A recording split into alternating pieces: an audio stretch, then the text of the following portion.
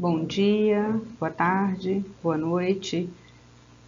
É com muita alegria que nós participamos desse Congresso de Acessibilidade e Inclusão na Educação 2022, com a temática Desigualdade na Educação, uma discussão necessária e esperamos fazer contribuições valiosas.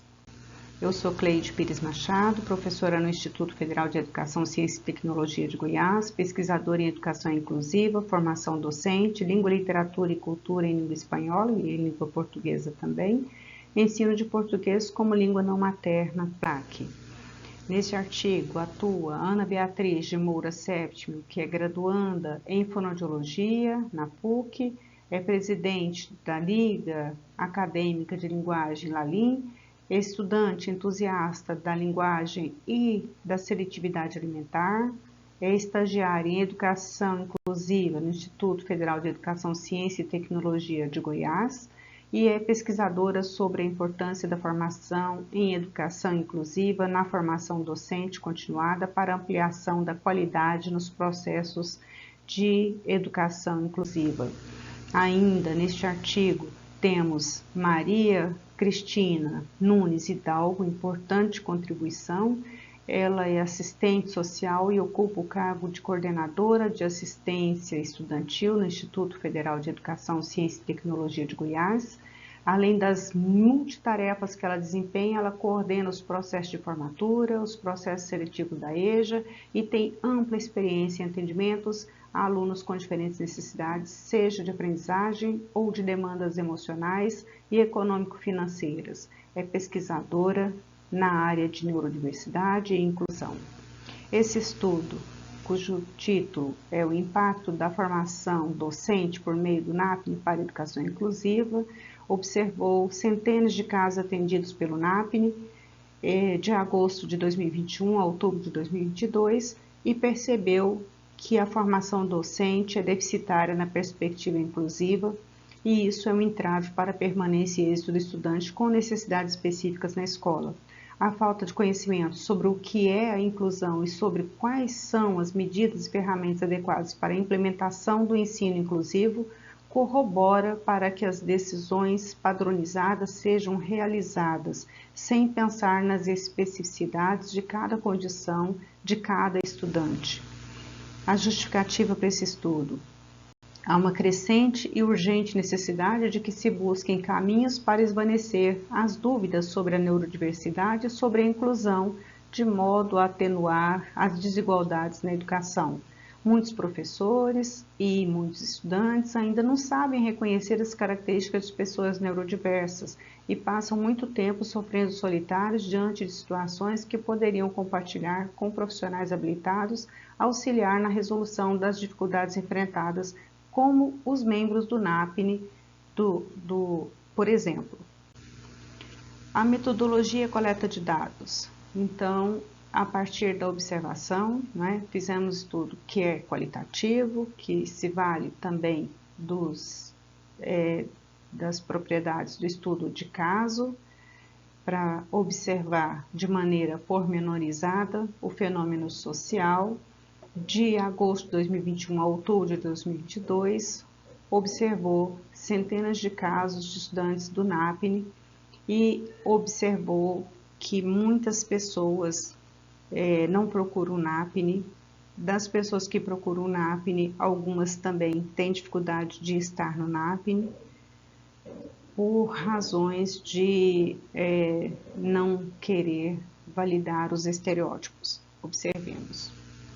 Então, vejam que onde tem marquinha de X de um lado e de outro, são pessoas que não procuraram o NAPNE.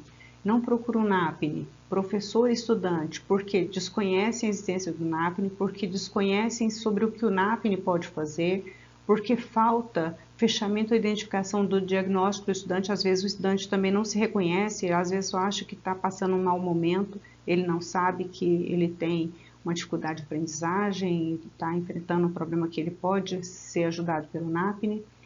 Ele também vai postergando a procura do NAPNE durante o semestre, aí quando chega no desespero do fim do semestre, ele procura e aí às vezes já perdeu o semestre, a gente não pode fazer muita coisa por ele. E nesse último item, a compreensão equivocada sobre o que o NAPNE seja um lugar para atendimento psicológico. E o NAPNE não é para atendimento psicológico, é para atendimento das dificuldades acadêmicas, né?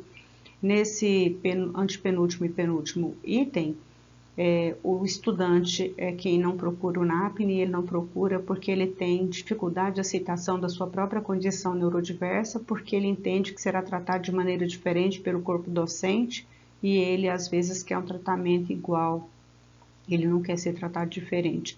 E também ele tem medo da exposição em sala de aula em um nível institucional, trazendo prejuízos sociais e acadêmicos. E diante dos dados que foram observados, né, a gente precisa entender que os desafios são muitos e desde a identificação dos estudantes até a elaboração de estratégias inclusivas individualizadas, afetando todo o trajeto de triagem e acompanhamento dos estudantes com necessidades específicas de aprendizagem. Também a falta de diálogo, que é um entrave para qualquer esfera comunicacional, mas na educação é uma barreira que pode representar a permanência e êxito do estudante ou a evasão escolar.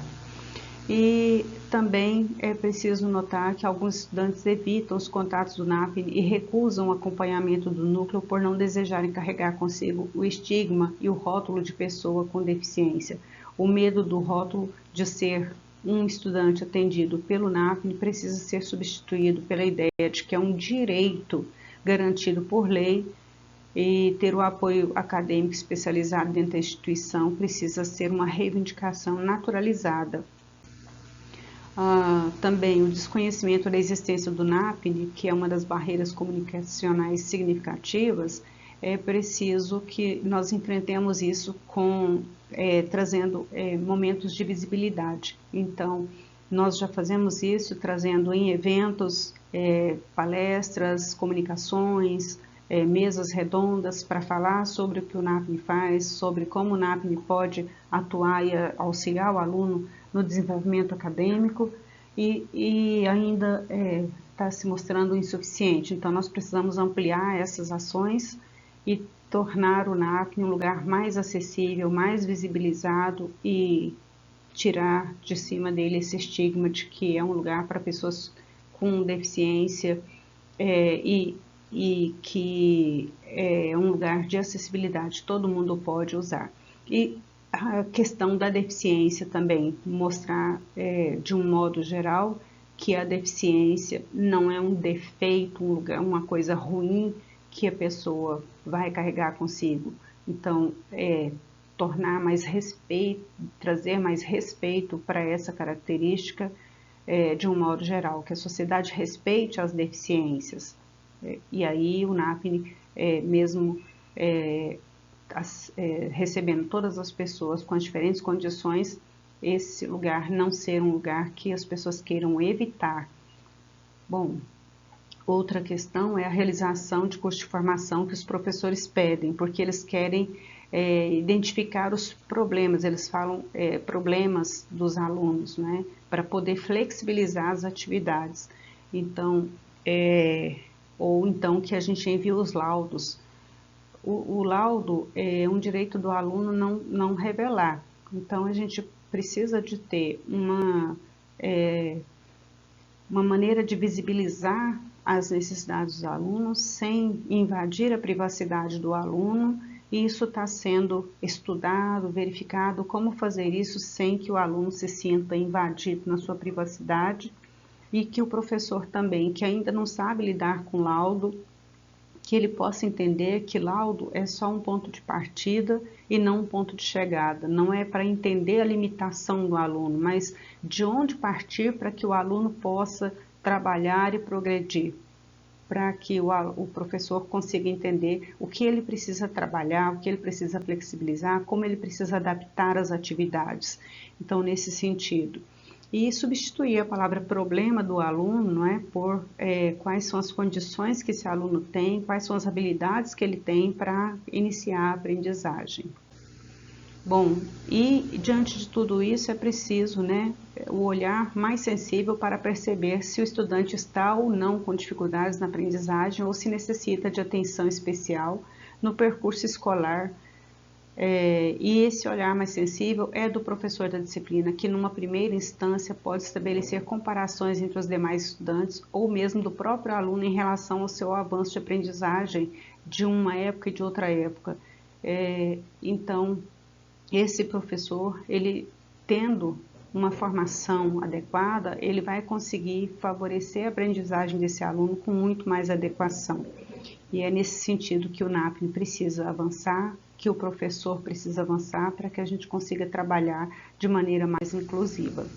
Aqui nós temos as nossas referências e deixamos uma frase final. Urge um trabalho de formação docente continuada na direção da educação especial e inclusiva, que se responsabilize de maneira mais efetiva pela diminuição das desigualdades na educação e que transforme o espaço acadêmico em um espaço de acolhimento e de aprendizagem, atenuando os sofrimentos emocionais decorrentes das necessidades específicas de aprendizagem dos estudantes e as angústias docentes sobre como incluir de fato.